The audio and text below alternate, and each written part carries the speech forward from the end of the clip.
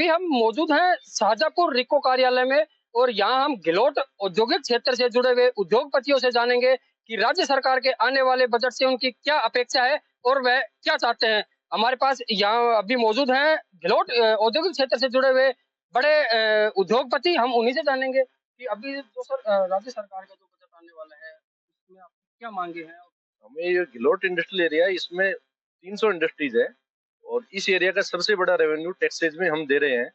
यहाँ पे 8 साल हो गए ये इंडस्ट्रियल एरिया। 8 साल में कोई भी आज तक बेसिक इंफ्रास्ट्रक्चर ही पूरा नहीं हो पाया। ना तो यहाँ 220 केवी का पावर स्टेशन है, उसकी वजह से यहाँ पावर ट्रिपिंग बहुत ज्यादा है और इंडस्ट्रीज को बहुत बड़ा लॉस होना है।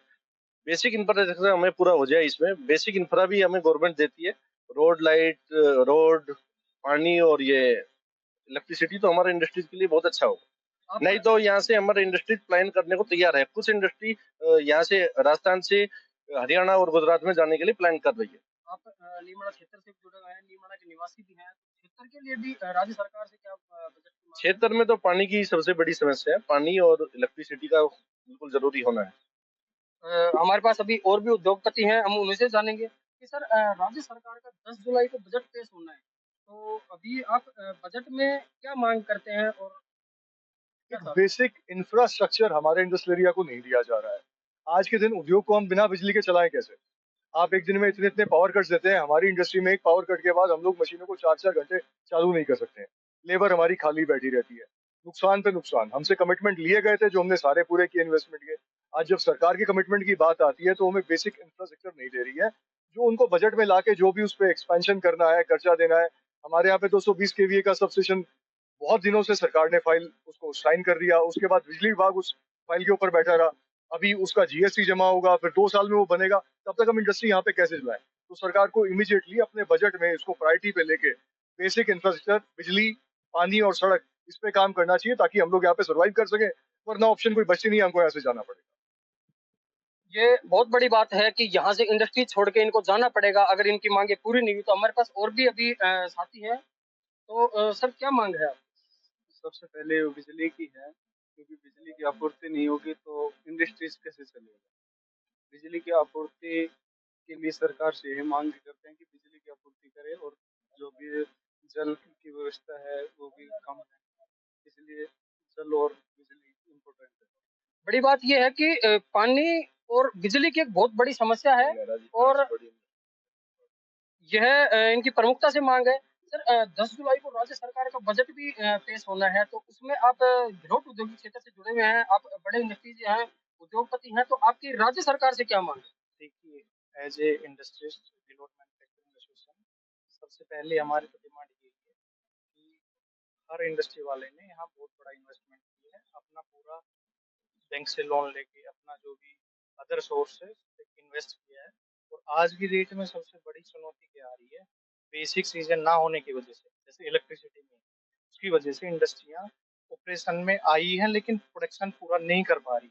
तो सबसे पहले अगर राज्य सरकार इस बात को कंसिडर करती है कि उस बजट में गहलोत इंडस्ट्री एरिया के लिए कुछ एक बजट फिक्स करे ताकि इनकी बेसिक चीजें डेवलप करके, जो इंडस्ट्रियल लग चुकी है उनको एक फायदा दे के और बेसिक चीजें पूरा करके दे दे, तो कि इंडस्ट्री वाले उसको अपना जो प्रोडक्शन को पूरा करें और बाकी चीजें धीरे धीरे और सुधार कर ले। तो मेरी तो एक बजट के लिए सिंपल सा ये डिमांड है एज ए इंडस्ट्री कि गहलोत एरिया के लिए कुछ एक पर्टिकुलर बजट डिसाइड करके इस एरिया को डेवलप। तो सर अभी नए जिले भी बने हैं, कोटपुतली, शाहजहाँपुर और गहलोत एक बड़ा इंडस्ट्रीज हब है। और जहाँ तक माने तो गहलोत तो आने वाले टाइम में भी एक बड़ा मान के चल रहे हैं, लेकिन उसके बाद भी अगर सरकार का मतलब बजट में और क्या होना चाहिए विशेष, जैसे अभी पानी बिजली को तो आप बता रहे हो, उसके अलावा भी अगर कुछ हो तो। देखिए, पानी बिजली तो बेसिक चीजें हैं, उसके बाद बहुत सारी चीजें हैं सरकार को जो करने वाली, ध्यान देने वाली चीजें हैं। अभी रोड की बात करेंगे, रोड भी उसमें आ गया और बाकी डेवलपमेंट है। अभी बेसिक फैसिलिटी है, जैसे हम एम्प्लॉय की बात करेंगे, ईएसआई हॉस्पिटल अनाउंस तो हो चुका है लेकिन उसके लिए अभी कोई लैंड आई थिंक अभी अलॉट नहीं हुई है। तो वो चीज भी एक अलॉटमेंट लैंड का होना चाहिए ताकि हॉस्पिटल बनेगा तो जो हमारे एम्प्लॉइज है उनको एक बड़ा फायदा होगा। उसके लिए भी सरकार को एक बजट डिसाइड करके वो जल्दी से जल्दी जमीन अलॉट करके उस पर काम शुरू कर देना चाहिए। बिल्कुल जैसे कि अभी बताया कि हॉस्पिटल भी बनेगा तो भी यहाँ जो श्रमिक रह रहे हैं, उद्योगपति हैं, उनको और फायदा मिलेगा। अभी हमारे साथ और भी उद्योगपति हैं, हम उनसे भी जानेंगे कि तो सर यहाँ बजट में आपकी क्या मांग है सरकार से? देखिए, जैसे नेहरा साहब ने अभी एसआई की बात करी, उसमें एम्प्लॉइज का बहुत बड़ा हित होता है और एम्प्लॉइज के बगैर फैक्ट्री कभी ग्रोथ नहीं कर पाती। राज्य सरकार, गवर्नमेंट, भारत सरकार को एक जगमग योजना अर्बन एरिया के अंदर दी है, रूरल एरिया के अंदर दी है। और मैं ये भारत सरकार से मांग करता हूँ बजट के अंदर इंडस्ट्रियल एरिया के अंदर भी जगमग परियोजना दी जाए, जिसमें 24 घंटे लाइट, रोड लाइट देने का प्रावधान है। और यहाँ परिवहन व्यवस्था भी की जानी चाहिए। रोड से काफी एम्प्लॉइज ऐसे होते हैं जो अपने पर्सनल साधन से भी आते हैं और उनके पास साधन भी नहीं होते, फैक्ट्री साधन उपलब्ध कराती है, लेकिन फिर भी यहाँ परिवहन का साधन बहुत जरूरी है। अगर देश में इंडस्ट्री को बढ़ाना है और देश के युवाओं को रोजगार में आगे प्रोत्साहित करना है तो यहाँ परिवहन जैसी सुविधाएं देनी पड़ेगी। नहीं बस ये जो हमारा गिलोट इंडस्ट्री का 0 पॉइंट है, यहाँ पर कोई कट नहीं है। एम्प्लॉइज को या अन्य किसी भी गाड़ी व्हीकल को, जो हमारी लोडिंग व्यवस्था है, उसको 2 से 3 किलोमीटर टर्न ओवर करके आना पड़ता है। यहाँ एक फ्लाई ओवर दिया जाना चाहिए या एक बेसिक कट दिया जाना चाहिए जो सुविधा के हिसाब से। जैसे अगर कट की बात करें तो जहाँ तक सूचना है वहां तक तो रेवाड़ी से अगर आप भैरोड तक चले जाओगे तो वहां तक कट तो कहीं भी उपलब्ध नहीं है। देखिए, यहाँ पुलिया की सुविधा देते हैं, अंडरग्राउंड पास की सुविधा देते हैं, ये क्यों नहीं उचित हो सकता? हो सकता है, क्यों नहीं हो सकता? बिल्कुल हो सकता है। जब ये सरकार इंडस्ट्री से एक बहुत बड़ी जीडीपी ग्रोथ की अपनी वो रखती है तो वो कौन देगा? कोई दूसरा थोड़ा ही देगा। और फिर ये कोई इंडस्ट्री के ओनर का फायदा नहीं है, ये भारत सरकार का फायदा है, आने वो एम्प्लॉइज का फायदा है जिसको रोजगार दे रही है। यहाँ NHAI तो ध्यान ही नहीं दे रही, बताइए तो भैया तो जानकारी। भाई देखिए, उनका तो ये है कि आप देखो, आप ये देखो कि जहाँ ये जो आपकी सर्विस लाइन है वो भी पूरी फूटी हुई पड़ी है, लेकिन नीमाड़ा शाजापुर इंडस्ट्रीज भाई इतने बड़े एसोसिएशन है, गिलोट इतना बड़ा है, लेकिन उसके ऊपर आपकी क्या मांग है?